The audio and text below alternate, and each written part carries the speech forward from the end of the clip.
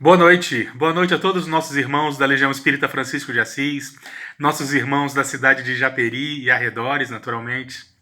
É com muita alegria que nós temos mais essa quarta-feira oportunidade de estarmos reunidos, apesar de todas as dificuldades que enfrentamos. Somos muito gratos a Jesus por isso. Somos muito gratos aos nossos amigos espirituais, à direção da instituição. Sou grato pela compreensão de todos aqueles que nos escutam às quartas-feiras, pela caridade, pela compreensão que tem para comigo. Sou muito grato por estarmos conseguindo, depois de tantos meses, estarmos conseguindo nos reunir praticamente ininterruptamente. E, como nós sempre fizemos, nós sempre iniciamos o nosso estudo lembrando daquele que é a luz do mundo.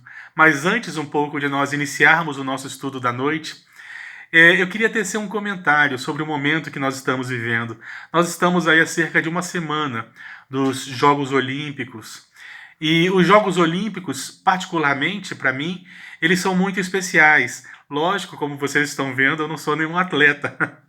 Mas eu enxergo tanta fraternidade nas chamadas Olimpíadas, nas Paralimpíadas, Olimpíadas de Inverno. Nós conseguimos tirar desses encontros tantas lições maravilhosas, diversas nações que se colocam de forma no cenário político de forma contrária, diversos opositores, inimigos históricos mesmos. Eles se encontram lado a lado no momento dos Jogos Olímpicos, eles respeitam-se naturalmente com a lisura que esse evento exige. Nós temos o mundo inteiro ali unido, como raras vezes nós fomos capazes de encontrar. É um momento de muita arte, de muita alegria. É também alegria para não só para os vencedores, mas para todos os que participam, eu creio, naturalmente. E está chegando esse momento tão especial para todos nós. Nós que estamos sendo convidados o tempo todo a permanecermos nos nossos lares, permanecermos em casa, por conta da pandemia que ainda não passou. É uma grande oportunidade, já que estamos em casa, né? De repente nós poderemos participar. A abertura dos Jogos Olímpicos costuma ser uma festividade muito bonita.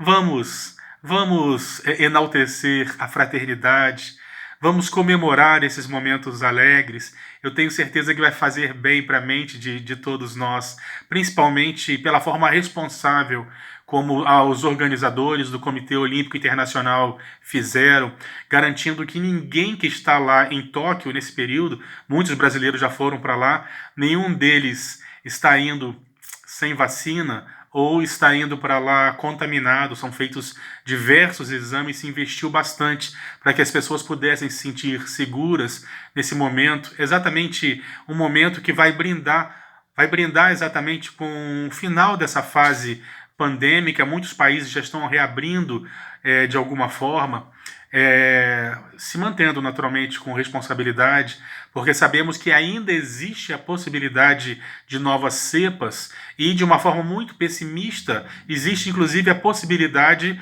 de cepas que sejam capazes de burlar a vacina. Mas como essas cepas não surgiram ainda, graças a Deus, nós vamos rendendo graças à ciência, aos países que souberam com muita responsabilidade contornar essa situação tão delicada.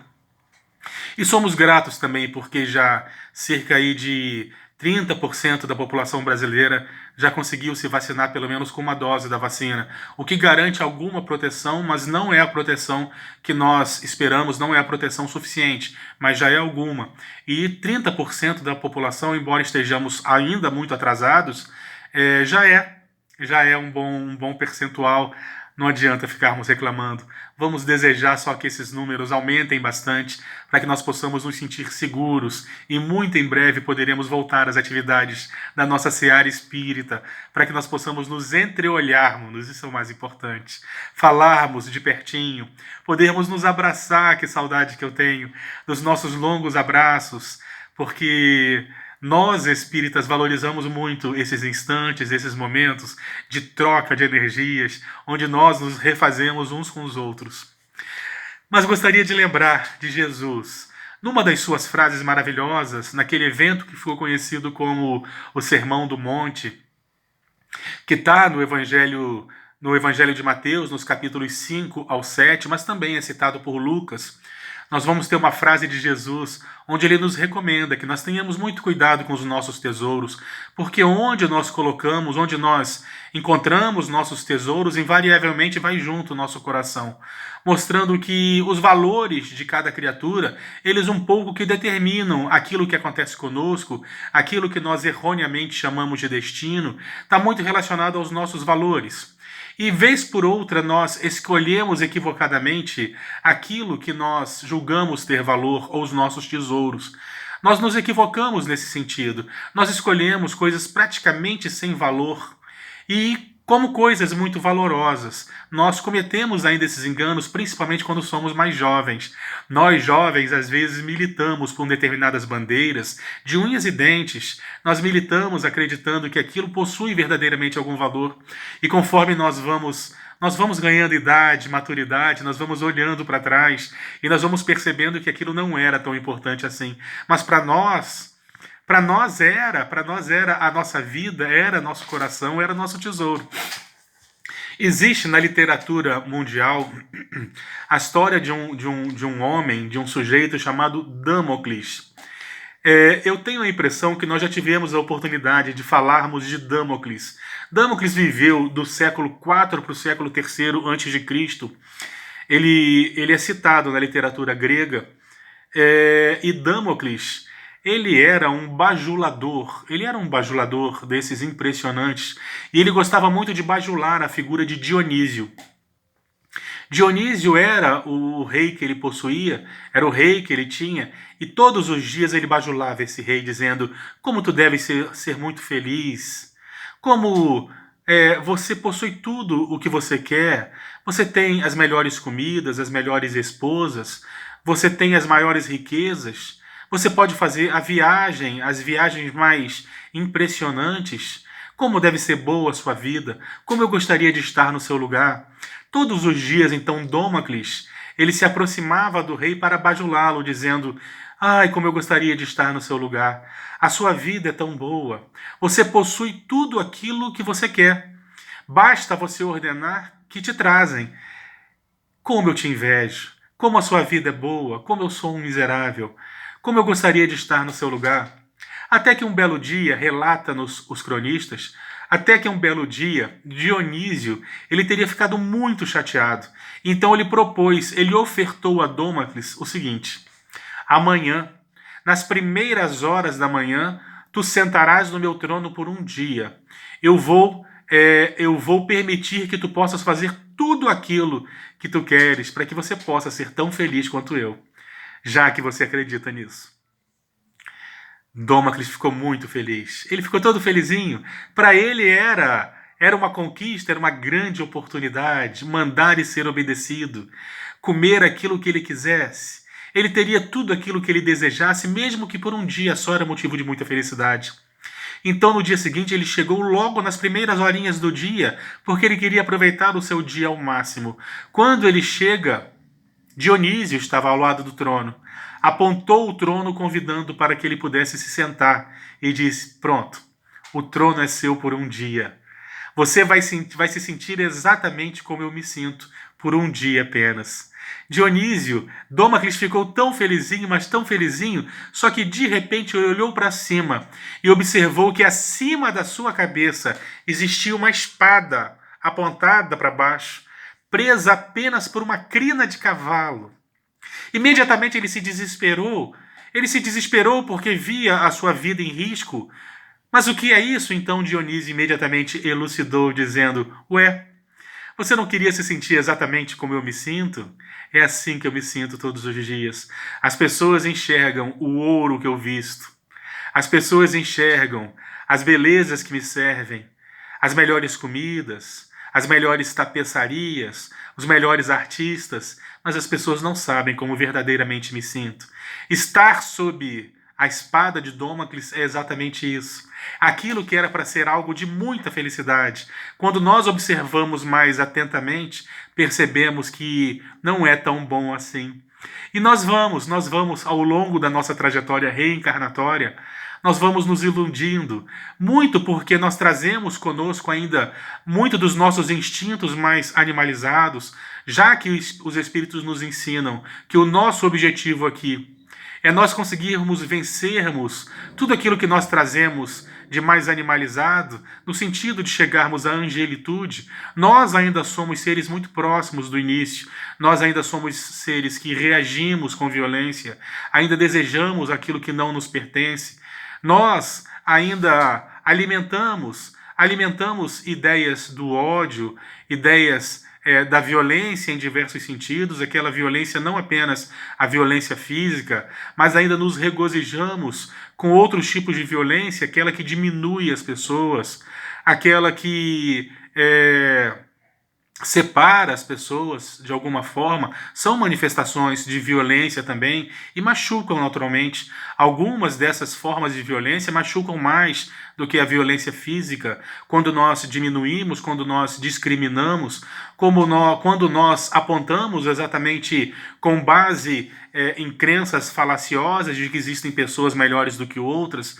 Nós vamos alimentando diversos tipos de violência e conforme nós vamos nos depurando, como encontramos no Evangelho segundo o Espiritismo, conforme nós vamos nos evoluindo, progredindo nos nossos conceitos, nós vamos olhando para trás e através de uma mudança de comportamento nós vamos nos renovando e vamos nos libertando a todos esses conceitos mesquinhos que muitas vezes nos servem de grilhões, que não permitem verdadeiramente que nós consigamos ir, alçar voos, vencermos-nos, nos desprender da terra no sentido da desmaterialização. Nós ainda vamos seguindo aqui, abraçados a determinados conceitos, até o momento em que a gente descobre que esses conceitos são falaciosos.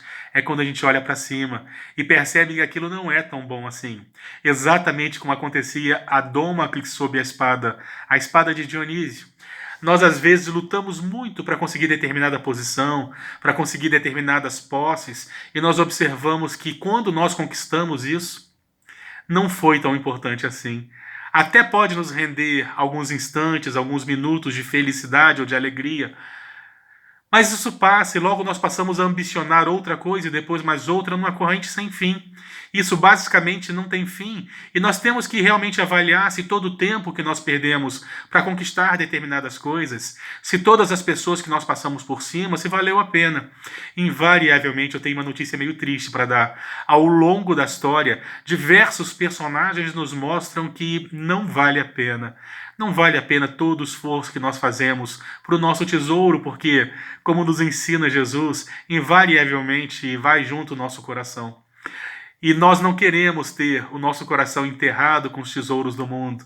Nós queremos exatamente nos livrar, nos despertar, nos expandir, vencer tudo isso que pode nos tornar pequenos, que vai nos prender a esse solo como se fossem grilhões.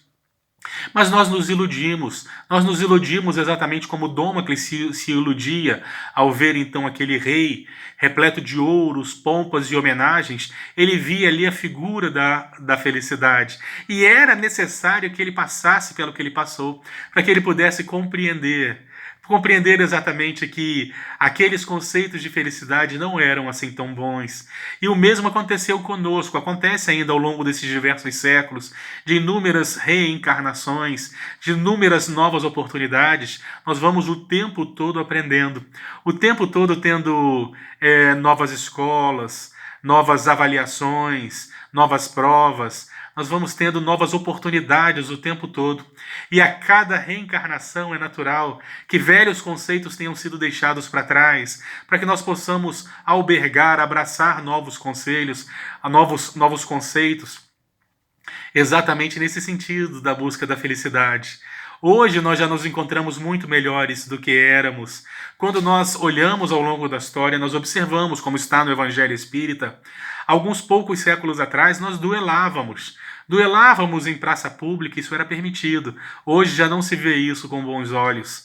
Até bem pouco atrás, há pouco tempo atrás, se admitia a escravidão, se admitia a escravização de humanos, Hoje não se admite isso em hipótese alguma. Então nós vamos progredindo. Até bem pouco tempo atrás, a mulher não tinha direitos, ela sequer possuía alma.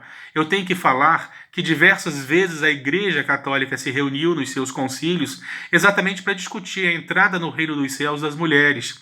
E há bem pouco tempo atrás, num desses concílios, admitiram então que as mulheres possuíam alma e poderiam entrar no reino dos céus. Assim, diversas santas, diversas mulheres foram elevadas à figura de santas. Algumas religiões discutem isso ainda. Não querem, por exemplo, que Maria seja enaltecida, porque deve se enaltecer apenas a figura do Cristo. E nós temos que nos perguntar se isso não é um pouquinho daqueles conceitos retrógrados muito antigos, aqueles conceitos até um pouco machistas. Então, ao longo da história, nós vamos observando que nossos conceitos foram se modificando. É bem verdade que alguma coisa é cíclica, porque muitos de nós retornamos à Terra ainda, carregando alguns conceitos do passado, mas mesmo assim, hoje nós já somos muito melhores do que éramos e amanhã seremos muito melhores do que hoje. Apesar de todas as dificuldades que ainda carregamos, já somos melhores. Já conseguimos olhar para as coisas de forma diferente, já conseguimos ponderar mais, já conseguimos filtrar nossas palavras, mudar alguns dos nossos sentimentos mesquinhos quando brotam no nosso coração, porque brotam é nossa porção animal. Nessa caminhada, como eu disse, na verdade, como os Espíritos nos dizem, nessa caminhada que todos nós fazemos, que vai do ser mais primitivo ao anjo, nós ainda estamos mais próximos do começo do que do fim, nos informaram os Espíritos. Então é natural que o ciúme ainda surja em nossos corações, que o revide ainda surja em nossos corações, a vingança, o personalismo, mas nós vamos vencendo isso. Nós, imediatamente quando esses sentimentos surgem e nos assaltam, nós lutamos contra eles e nós vamos sufocando esses sentimentos ruins, exatamente como se o nosso coração fosse um tubo em formato de U. E que nós fomos preenchendo esse tubo com uma série de pensamentos ruins, pensamentos egóicos. E conforme nós vamos colocando novos pensamentos, ele vai empurrando o anterior para fora. E nós estamos aqui, ó, empurrando, empurrando, empurrando. E aqueles pensamentos ruins que nós cultivávamos, aqueles pensamentos mais egóicos, eles lentamente vão saindo desse tubo. É bem verdade que requer muito esforço de nossa parte. É bem verdade que nós temos inúmeras recaídas. Mas nós estamos aqui, ó, empurrando outros valores para que os nossos valores mais antigos saiam pelo outro lado. Até o momento em que esse tubo que representa o nosso coração, ele vai ser todo repletado dos bons sentimentos, dos sentimentos mais nobres. É bem verdade que nós retornaremos algumas vezes ainda com essa tarefa. Muitas vezes é bem verdade. Mas nós venceremos porque, como Jesus nos ensina, nenhuma de suas ovelhas se perderá, nenhuma de suas ovelhas se perde. E nós temos inúmeras oportunidades para isso. E é bem verdade que para muitos a ficha já caiu. E assim sendo, se a ficha já caiu, já está dando passos, já está caminhando, já não está esperando mais, como diz a música popular, a vida levar. Sempre que eu via, com todo o carinho e respeito que eu tenho pelo Zeca Pagodinho, toda vez que eu ouvia cantando essa música, que eu não tenho certeza se é de sua autoria, Deixa a Vida Me Levar, eu ficava tão preocupado com isso, porque quando nós deixamos a vida nos levar, nós dificilmente mudamos. Temos que ser protagonistas das nossas vidas, nós temos que determinar onde nós queremos que a vida nos leve, e mesmo que ela não nos leve para onde nós gostaríamos, ao menos nós não ficamos parados. Então, algumas frases que nós repetimos, elas precisam ser repensadas. Deixa a vida me levar? Não. Eu conduzo a minha vida, eu sou protagonista da minha vida. E mesmo que, apesar dos meus esforços, eu não consiga chegar onde eu gostaria, com certeza eu não fiquei parado. Com certeza outras portas se abriram. Agora, quando você simplesmente deixa a vida te levar, é como a folha seca, que espera o vento conduzi-la para onde ele quer, e não para onde ela gostaria de chegar. Meus irmãos, é a grande oportunidade que nós temos. Nós estamos aí diante da grande oportunidade do caminho para a felicidade. Todos nós buscamos a felicidade, a nossa e daqueles a quem nós amamos, e tudo depende principalmente de nós. Que nós possamos, nesses momentos, buscarmos as influenciações mais positivas.